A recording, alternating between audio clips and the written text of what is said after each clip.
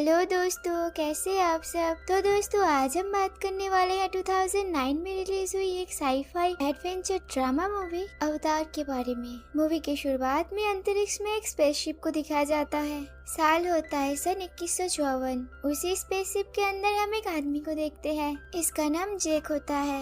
वो एक गहरी नींद से जागता है और पिछले 6 साल से वो इस जगह पर रह रहा था। इस स्पेसशिप में वो कैसे पहुंचा इसके बारे में हमें दिखाया जाता है। पहले उसका एक जुड़वा भाई हुआ करता था जो कि एक साइंटिस्ट था और उसका भाई इसी प्रोजेक्ट पर काम करने वाला था और वो पेशे में एक सैनिक था जिसने एक युद्ध में अपने दोनों टांग खो दिए थे। पर एक दिन थोड़े से पैसे के लिए कुछ बदमाश लड़के उसके भाई को मार देते हैं। अब ये प्रोजेक्ट काफी महंगा था जिसमें उसका भाई हिस्सा लेने वाला था, तो कंपनी ने उसके भाई के ऊपर काफी सारा पैसा लगाया था। क्योंकि जैक का डीएनए और उसके भाई का डीएनए सेम था, तो उसके भाई के मौत के बाद जैक को लिया गया इस मिशन में। हम देखते हैं कि ये लोग एक दूसरे ग्रह पर लैंड करते हैं जिसका नाम होता है पेंडोरा। उस ग्रह में ऑक्सीजन नहीं था तो सब एक मास्क पहनते हैं। जैक के साथ काम करने वाले जब सभी लोग बाहर आते हैं तो वो लोग देखते हैं बाहर बहुत बड़े बड़े रोबोट से।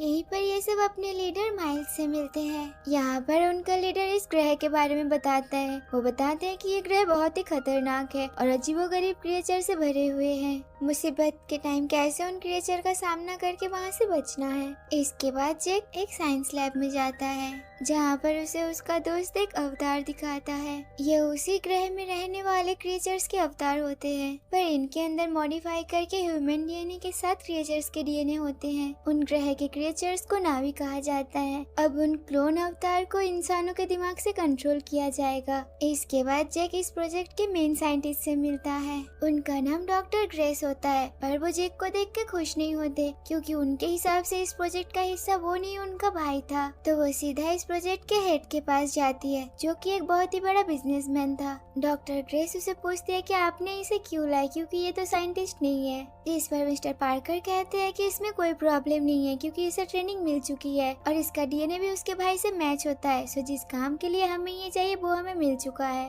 तुम्हें याद होना चाहिए कि हम इस प्लेनेट पे क्यों आए हैं। फिर वो उसे एक पत्थर दिखाता है जिसका नाम अनोप्टेनियम होता है। ये पत्थर इसी ग्रह की मिट्टी में मिलती है और इस पत्थर के 1 केजी का वैल्यू 100 करोड़ है। हमारा मकसद साफ है, सो जैसा चल रहा है उसे वैसे चलने दो। इसके बाद हम देखते हैं कि जैक को एक मशीन में लिटाया जाता है और वो एक गहरी नींद में चला जाता है। उसी वक्त हमें उसके डीएनए का अवतार दिखाया जाता है जो कि जैक के ब्रेन से कंट्रोल हो रहा था। जैसे ही वो अवतार जागता है तो जैक बहुत खुश होता है क्योंकि उसका ओरिजिनल बॉडी तो सो रहा होता है, पर उसका न्यू बॉडी न्यू अवतार एकदम से एक्टिव था। अब वो अपने पैरों से चल भी सकता था। वो तुरंत वहाँ से निकल के भागने लगता है क्योंकि अपने पैरों को वापस पाके वो बहुत खुश था। इसके बाद इनके अवतार शरीर को वापस से सुला दिया जाता है तो जैक अपने असल बॉडी में जाग जाता है। इसके बाद जैक माइल्स से मिलने जाता है। माइल्स उस पर बहुत प्राउड करता है क्योंकि एक टाइम वो बहुत ही अच्छा आर्मी था। वो उन्हें कहते हैं कि तुम इस मिशन में सक्सेस जरूर हासिल करोगे।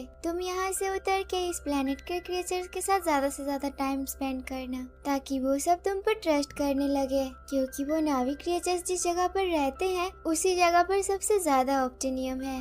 तुम अगर उन सब का ट्रस्ट गेन कर पाओ तो तुम आसानी से उन लोगों को वहाँ से हटा सकते हो, जिससे कि हम बहुत सारा स्टोन कलेक्ट कर पाएंगे। और इस काम को करने के लिए तुम्हें सिर्फ 3 महीने मिलेगा। अगर इस टाइम के अंदर तुम ये नहीं कर पाए तो हमें उन पर अटैक करना पड़ेगा क्योंकि हमें अपना मिशन सक्सेस करना है और उन स्टोन को लेके जाना है। और अगर तुम ये काम कर दो तो हम तुम्हारे लेग का भी ऑपरेशन करवा देंगे। तो जैक इस काम के लिए राजी हो जाता है। इसके बाद ये सब अवतार क्लोन में जंगल के बीच में जाते हैं। वो जंगल बहुत ही अलग होता है तो जैक वहाँ के चीजों को छूने लगता है, पर तभी उसके पीछे एक बहुत ही बड़ा सा क्रिएचर पड़ जाता है। वो खुद को बचाने के लिए एक झरने में छलांग लगा देता है जिसके कारण वो अपने सारे साथियों से अलग हो जाता है। खुद के सेफ्टी के लिए वो अपने लिए एक हथियार बनाता है। इधर उसके सारे दोस्त उसे जंगल में ढूंढने लगते हैं पर उन्हें वो कहीं नहीं दिखता। उन्हें लगने लगता है कि शायद जैक मर चुका होगा, तो वो सब उसे ढूंढना बंद कर देते हैं। जैक जंगलों में बहुत ही अलर्ट रह के चल रहा होता है। तभी हम देखते हैं कि उसी प्लेनेट के कोई दूसरी नावी क्रिएचर उसे देख रही होती है। उसका नाम नेत्री होता है।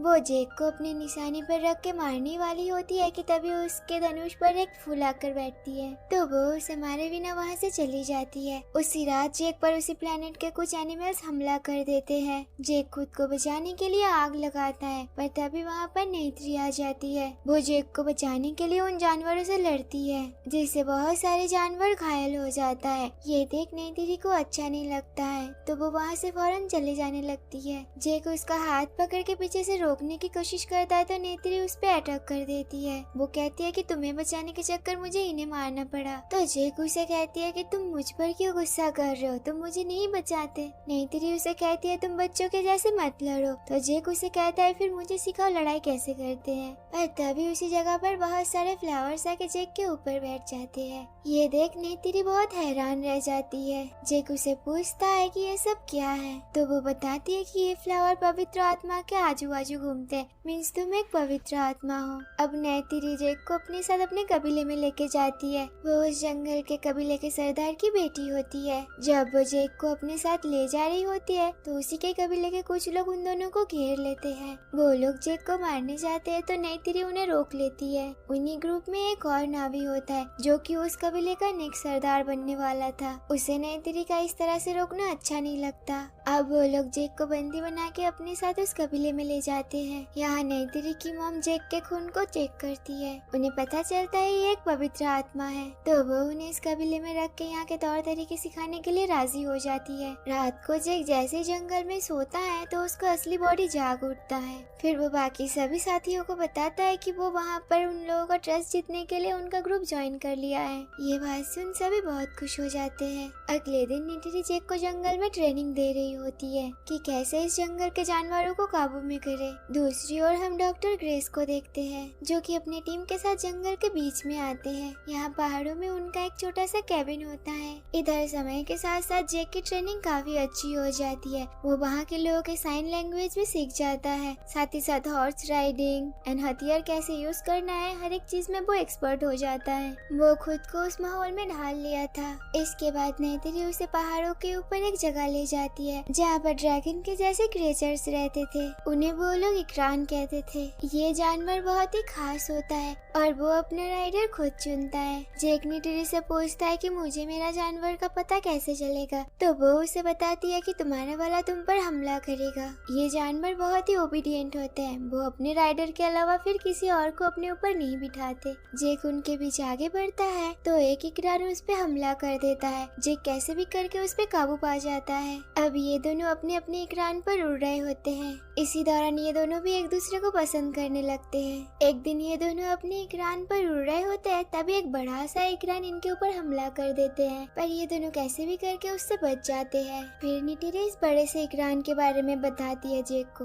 वो कहती है कि इन पे हमारे पूर्वज सवारी किया करते थे और इनमें इतनी शक्तियाँ होती हैं कि ये दुखों को दूर करके खुशियाँ ला सकते हैं। और ऐसे में ही 3 महीने गुजर जाते हैं। तो कर्नल जेक से बात करने के लिए उसे अपने पास बुलाते हैं। फिर वो उसे कहते हैं कि तुम शायद अपना काम भूल रहे हो। तो जेक कहता है कि नहीं, मुझे अपना काम याद है और मैं कल उसे पूरा करूँगा। इनका कल एक कल्चरल फेस्टिवल होने वाला है, जिसमें ये लोग मुझे पूरी तरह से अपना लेंगे। अब नेक्स्ट डे फेस्टिवल के लिए सभी नाविक तैयार होते हैं और इस रिचुअल में सभी क्रिएचर्स जेक को एक्सेप्ट कर लेते हैं। नेत्री जेक को अपने ट्री गॉड को दिखाते हैं। इसे ईवा कहते हैं और यहाँ के लोग यहाँ पर प्रार्थना करते हैं। ये जगह बहुत ही पवित्र है। अब क्योंकि तुम हमारे ग्रुप का एक मेंबर हो, तो तुम इस पेड़ के एक टुकड़े से अपना धनुष बना सकते हो और हमारे कबीले से कोई भी एक लड़की चुन सकते हो अपने लिए। यहाँ जेक बताता है कि मैं तुम्हें पसंद करता हूँ। ये बात सुन के नेत्री स्माइल करती है। अगली सुबह नेत्री देखती है कि एक मशीन उनके पेड़ों को तोड़ने की कोशिश कर रही है, तो जेक उस मशीन को रोकने की कोशिश करता है। वो उसके कैमरे को तोड़ देता है, पर ये चीज उनके मिशन का लीडर माइल्स देख लेता है। वो उस पर बहुत गुस्सा हो जाते हैं और उसका स्लीपिंग चेम्बर बंद कर देता है, जिससे वो नींद से जाग जाता है। तो जेक उस दुनिया में भी नावी लोगों को इस चीज के बारे में इत्तला नहीं कर पाता।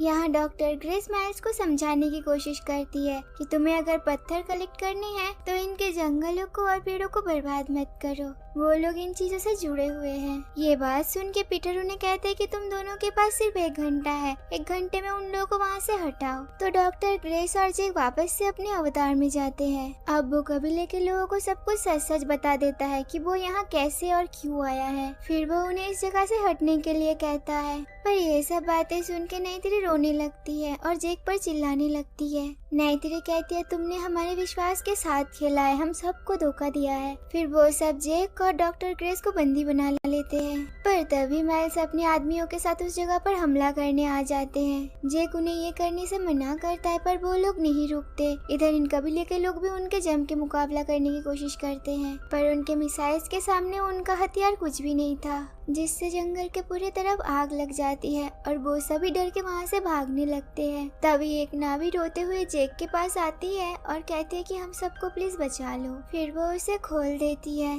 तब तक उन लोगों ने इनका पवित्र पेड़ युवा को भी गिरा दिया था। ये देख सारे नावी बहुत ही जोर जोर से रोने लगते हैं और इस हमले के कारण नैतिरी के पिता की भी डेथ हो जाती है। तभी दूसरी ओर इस प्रोजेक्ट का हेड पार्कर माइल्स को ऑर्डर देता है कि वो डॉक्टर ग्रेस और जेक को अरेस्ट कर ले। तभी वहाँ पर काम करने वाली एक पायलट इन दोनों को बचा लेती है। वो लोग एक स्पेसशिप से वहाँ से निकल जाते हैं, पर माइल्स के फायर के कारण डॉक्टर ग्रेस जख्मी हो जाती है। वो लोग जंगलों के बीचों बीच मौजूद उस केबिन पे जाते हैं जिसमें स्लीपिंग चेम्बर होते हैं। फिर उसको वहाँ से उठा के अपने साथ दूसरी जगह ले जाते हैं ताकि कोई भी उन्हें पकड़ ना पाए और नींद से जगा ना पाए। जेक फिर से स्लीपिंग चेम्बर में सो जाता है। वो अपने अवतार में जागता है तो देखता है जंगल में सब कुछ तहस नहस हो चुका है। इधर कबीले के लोगों को लगता है कि जेक उन्हें नहीं बचाएंगे, जेक भाग चुका है। पर तभी वहाँ पर जेक आता है और वो सबसे बड़ी इकरान को काबू करके उसके ऊपर चढ़ के वहाँ आता है। ये देख वो लोग समझ जाते हैं कि जेक का आत्मा पवित्र है और अगर कोई नावी उस इकरान पर काबू करता है तो उस इकरान का काम है दुख को हटा के प्रोस्पेरिटी भर देना। नैतिरी भी जेक को देख के बहुत खुश होती है। अब जेक नैतिरी के मॉम को बताता है कि उसका एक साथी जख्मी है, क्या हम कोई भी उपाय से उन्हें ठीक कर सकते हैं। तो नैतिरी की मॉम बताती है कि हाँ एक उपाय है, अगर वो अपने अवतार में वापस आ जाए तो। पर डॉक्टर ग्रेस इतना ज्यादा जख्मी होती है कि वो वापस से अवतार नहीं बन पाती और उनकी वही मौत हो जाती है। यहाँ पर जेक कबीले के लोगों पर ऐलान करता है कि हम इंसानों के खिलाफ लड़ाई करेंगे और इनको यहाँ से भगाएंगे। ट्राइब के मेंबर की संख्या वहाँ मौजूद युद्ध में लड़ने वाले इंसानों से ज्यादा था, पर इंसानों के पास एक एडवांटेज था क्योंकि उनके पास आधुनिक हथियार थी। ट्राइब के लोग ठान लेते हैं कि वो अपने जंगल को इन लोगों के हाथों से बचा के रहेंगे। ये सब तीर कमान लेके युद्ध के लिए आगे बढ़ते हैं। इसके बाद जेक जंगलों में एक युवा पेड़ के पास जाता है और उन्हें कहता है कि हमें इंसानों से इस जंगल को बचाने में हमारी मदद करे। इधर माइल्स अपने आदमियों के साथ जंगल में अटैक कर देता है। उसका पहला निशाना वही प्योर पेड़ होता है। इससे पहले कि उस पेड़ को वो गिरा पाता तभी वहाँ पर जेक अपने ट्राइब साथियों के साथ इकरान में उड़ते हुए आ जाता है, पर उनके हेवी वेपन्स के सामने ये लोग लड़ नहीं पा रहे थे। पर जो इकरान होता है वो साइज में काफी बड़ा होता है, तो वो एक एक स्पेसशिप को कंट्रोल कर लेते हैं और उन्हें नीचे गिराने लगते हैं। इधर जेक और उन ट्राइब को बचाने के लिए वहाँ पर वही पायलट आती है, पर माइल्स उसे देख लेता है और उसके ऊपर गोली चलाने लगता है। इस लड़ाई में बहुत सारे इकरान जख्मी हो जाते हैं। साथ ही साथ उस कबीले का जो नया सरदार बनने वाला था वो भी मारा जाता है। माइल्स को पता था कि इस ट्राइब का वीकनेस क्या है, वही पवित्र युवा का पेड़, तो वो उसे गिराने के लिए आगे बढ़ता है। और उसी टाइम वो पवित्र पेड़ अपना जादू दिखाता है। जेक ने उनके सामने इस जंगल को बचाने की दुआ की थी। अब उसी दुआ के कारण जंगल से अजीबोगरीब जानवर बाहर आने लगते हैं और वो इंसानों पर हमला करने लगते हैं। उन पर इनके गोलियों का कोई भी असर नहीं था। इधर जहाँ पर ये लोग जमीन पर सबसे बड़ा मिसाइल गिराने वाले थे, उस मिसाइल को भी जेक तबाह कर देता है। इसके बाद वो माइल्स के स्पेसशिप में आग लगा देता है, पर माइल्स उस स्पेसशिप से कूद जाता है। अब जंगल में गिरने के बाद माइल्स को वो केविन दिखता है जिसके अंदर जेक स्लीपिंग चेम्बर में सोया हुआ था। वो उस पर हमला करके असली जेक को मारने वाला होता है। तभी वहाँ पर एक जानवर के साथ नैतिरी आ जाती है। इन दोनों में बहुत फाइट होती है, पर नैतिरी उसके सामने कमजोर पड़ रही थी। तभी वहाँ पर जेक आ जाता है और नैतिरी को बचा लेता है। वो माइल्स को कहता है कि स्लीपिंग चेम्बर पे अटैक ना करे और उसे ना मारे, पर माइल्स उसकी बातें नहीं सुनता। वो जेक के बाल को पकड़ के ऊपर उठा लेता है। उसी टाइम नई 3 माइल्स के ऊपर अपना धनुष चला देती है, जिससे उसकी वहीं डेथ हो जाती है। इधर लड़ाई में चोट लगने के कारण जैक भी बेहोश हो जाता है। उसी टाइम चेम्बर के अंदर भी जैक का नींद खुलता है। उसका ऑक्सीजन मास्क भी उसके फेस के ऊपर से हट चुका होता है, तो वो ठीक से सांस भी नहीं ले पा रहा था। पर उसी टाइम उसी चेम्बर में नई 3 आ जाती है। वो उसे उस मास्क को पहनाती है, फिर चेम्बर में लिटा देती है। जैक भी बच जाता है। अब सब कुछ खत्म हो चुका था। ये दोनों एक दूसरे को देख के बहुत खुश होते हैं। हम देखते हैं कि ट्राइब्स के लोग ये जंग जीत चुके थे और सारे इंसानों को बंदी बना के उन्हें वापस धरती पर लौटने को कहते हैं। पर जैक वहाँ से वापस नहीं जाता। इधर जैक के साथ उसके कुछ अच्छे दोस्त भी रहने वाले थे इसी प्लेनेट में। मूवी के एंड सीन में हम देखते हैं कि ये सब मिलकर एक रिचुअल करते हैं, जहाँ से जैक के असली बॉडी से उसके आत्मा को निकाल के उसी अवतार वाले बॉडी में डाल दिया जाता है। अब जैक अवतार से हमेशा के लिए नावी बन चुका था। यहीं पर ये मूवी खत्म होती है। आशा करते हैं आपको आज की एक्सप्लेनेशन अच्छी लगी होगी। अगर आप इस चैनल को पहली बार देख रहे हैं तो प्लीज सब्सक्राइब जरूर करना। आज के लिए यहीं तक, मिलते हैं एक और एक्सप्लेनेशन के साथ। तब तक के लिए bye, have a great day.